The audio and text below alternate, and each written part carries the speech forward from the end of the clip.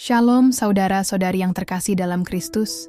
Selamat bertemu kembali dalam pelayanan khotbah online.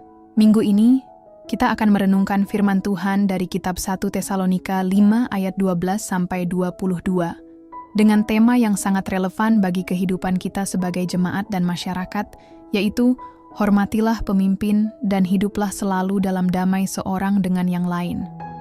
Mari kita baca kitab 1 Tesalonika 5 ayat 12-22. Kami minta kepadamu, saudara-saudara, supaya kamu menghormati mereka yang bekerja keras di antara kamu, yang memimpin kamu dalam Tuhan, dan yang menegur kamu, dan supaya kamu sungguh-sungguh menjunjung mereka dalam kasih karena pekerjaan mereka. Hiduplah selalu dalam damai seorang dengan yang lain. Kami juga menasihati kamu, saudara-saudara. Tegurlah mereka yang hidup dengan tidak tertib, hiburlah mereka yang tawar hati, belalah mereka yang lemah, sabarlah terhadap semua orang.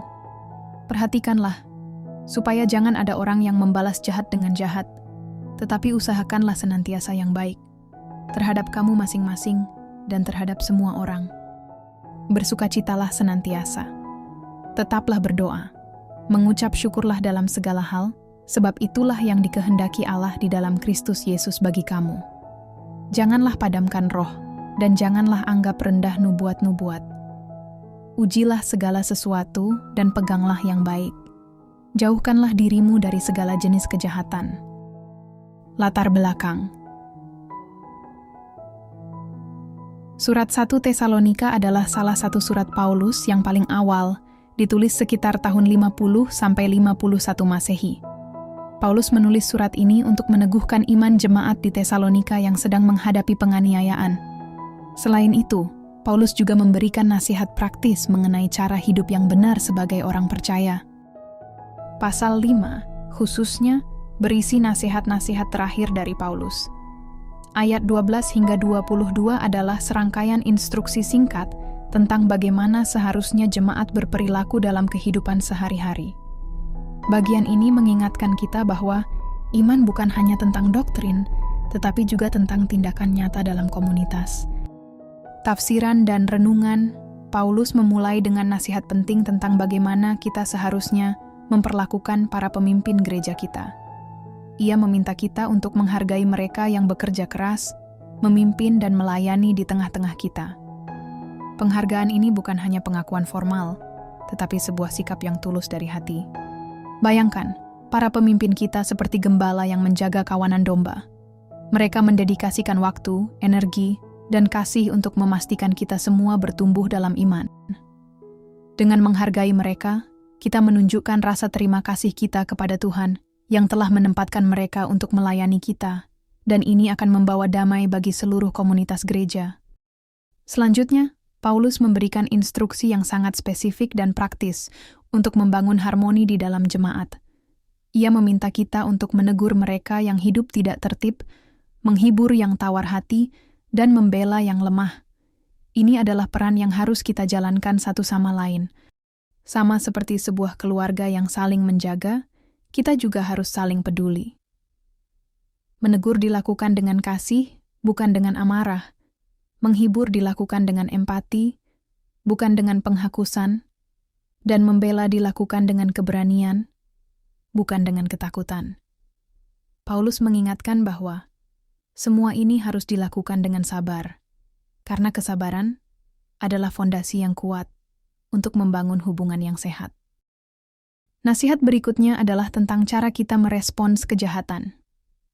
Paulus secara tegas melarang kita membalas kejahatan dengan kejahatan. Ini adalah prinsip yang mendalam dari ajaran Kristus.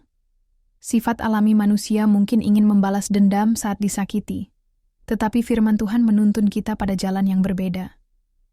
Kita dipanggil untuk selalu mengusahakan yang baik bagi semua orang, bahkan kepada mereka yang mungkin berbuat jahat kepada kita. Dengan tidak membalas, kita memutus rantai kebencian dan menunjukkan kasih Kristus yang mengubahkan. Ini adalah tanda kedewasaan rohani dan cara nyata kita menjadi terang bagi dunia. Kemudian, Paulus memberikan 3 seruan yang singkat namun sangat kuat. Katanya, bersukacitalah senantiasa, tetaplah berdoa, dan mengucap syukurlah dalam segala hal. Artinya, Ini adalah kunci untuk menjalani kehidupan Kristen yang kokoh. Sukacita kita tidak bergantung pada keadaan di sekitar kita, tetapi pada janji Tuhan yang setia. Doa adalah napas rohani kita, yang menghubungkan kita dengan Bapa di surga setiap saat. Doa adalah napas rohani kita, yang menghubungkan kita dengan Bapa di surga setiap saat. Mengucap syukur adalah sikap hati yang mengakui bahwa Tuhan selalu bekerja untuk kebaikan kita, bahkan di tengah kesulitan. Ketiga hal ini adalah pondasi untuk ketenangan batin dan damai yang sejati. Paulus juga mengingatkan kita untuk tidak memadamkan Roh Kudus dan tidak menganggap rendah nubuat-nubuat. Roh Kudus adalah penolong dan penghibur yang diberikan kepada kita. Ia membimbing, mengajar, dan menguatkan kita. Mengabaikan dorongan Roh Kudus berarti memadamkan apinya di dalam hati kita. Di sisi lain, nubuat adalah karunia rohani yang penting dan kita harus menghargainya. Namun, Paulus memberikan petunjuk yang sangat penting untuk hal ini. Terakhir, Paulus menutup dengan instruksi untuk menguji segala sesuatu. Ini adalah panggilan bagi kita untuk menjadi orang Kristen yang bijaksana dan cerdas. Kita harus membedakan antara yang benar dan yang salah, antara yang baik dan yang jahat, dan menolak ajaran atau perilaku yang bertentangan dengan firman Tuhan. Kita harus berpegang teguh pada yang baik dan menjauhkan diri dari segala bentuk kejahatan.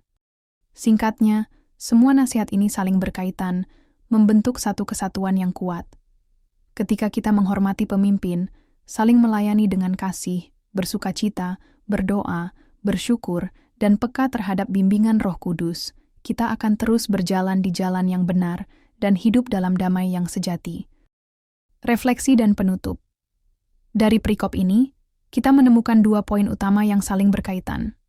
Menghormati pemimpin dan hidup dalam damai. Paulus tidak memisahkan keduanya, karena keduanya adalah bagian integral dari kehidupan jemaat yang sehat. Menghormati pemimpin adalah tanda kasih kita kepada Tuhan, yang telah menempatkan mereka untuk melayani kita. Di sisi lain, hidup dalam damai dengan sesama adalah bukti nyata dari kasih Kristus yang telah kita terima.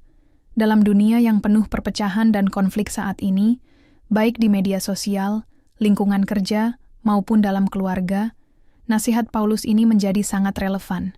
Sebagai jemaat Tuhan di zaman modern, tantangan untuk menghormati pemimpin semakin besar. Terkadang, kita mudah mengkritik dan membandingkan, tanpa menyadari beban dan pengorbanan yang mereka tanggung. Firman ini mengajak kita untuk mengalihkan fokus dari kesalahan-kesalahan kecil dan lebih melihat pada peran mereka dalam membimbing kita di jalan Tuhan.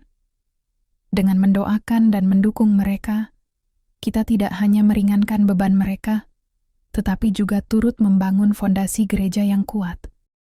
Demikian pula, hidup damai berarti kita harus proaktif dalam menciptakan harmoni, bukan hanya menunggu konflik selesai. Ini berarti memilih untuk mengampuni, berbuat baik, dan tidak membalas kejahatan, meskipun itu sulit. Pada akhirnya, menghormati pemimpin dan hidup dalam damai adalah panggilan untuk mencerminkan Kristus dalam setiap aspek kehidupan kita. Damai yang kita cari bukanlah damai yang pasif, tetapi damai yang aktif, yang terus-menerus kita perjuangkan dengan kasih dan kesabaran. Mari kita bawa nasihat Paulus ini ke dalam kehidupan sehari-hari kita.